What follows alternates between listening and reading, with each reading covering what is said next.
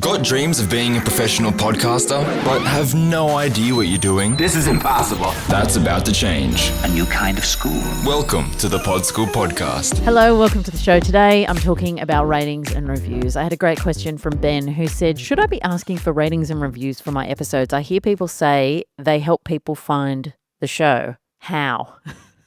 Great question, because they don't. I think this is a bit of a myth that used to be rolling around years ago, and maybe Apple at one time might have used ratings and reviews to feed into the charts, because Lord knows it's a black box over there at Apple. You got no idea what's going on in there. But they certainly don't make an impact now. They're not taken into consideration when shows are put into the charts. So I think that's where that kind of started. And if it was true at a certain point in time, it's certainly not true now. So if you are using ratings and reviews, thinking that you need to get all these ratings and reviews if you want to make it into the charts, just take a deep breath. It's all right. It's okay. It will be fine.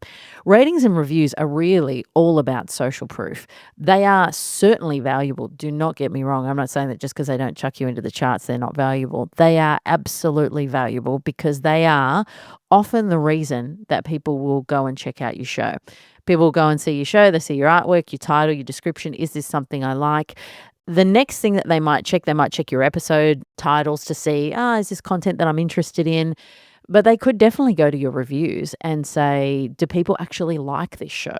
It is part of the research that people do to work out whether this is something that they want to consume. And ultimately, that is essential when you are trying to get people to come to your show and press play. Anything, any piece of real estate that you got that can get people to think, I am going to press play on this, is so important.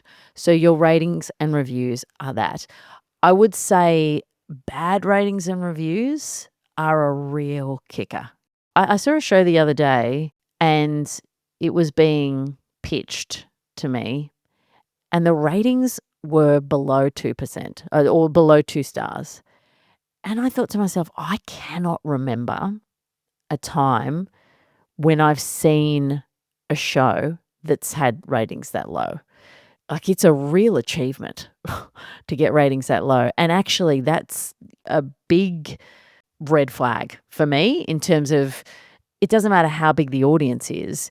I'm like, the sentiment around this show is not good. So it can really impact what people see your show. If you had audience and you wanted to partner with a network or you wanted to do something else, like, that is actually public, available information that can really cloud someone's judgment about your content. So it is essential. It's really important. I think it's a great idea to kind of ask people to leave a rating and review. I just don't think it's true that you can say that it will help people find your show. You can certainly say it will help people understand whether this is a show worth checking out. It will help people know that other people love it. All of those things are true, but it won't necessarily help your show be found. But that doesn't mean it's not super important, because it really is. Like, I mean, ratings and reviews are everything, right? It's like no restaurant wants a bad review. No podcast wants a bad review. And I would also say, if you do get bad reviews, it's okay. Some people will not like your stuff. If you are getting 99% bad reviews and your show has 1 star and you've had quite a considerable amount of people giving you feedback, I think there's probably some data there to mine into, because something is not resonating. But if you get a lot of positive reviews and then you get one 1-star review, then okay.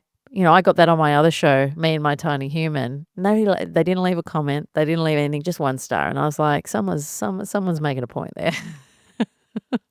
And I think I know who you are.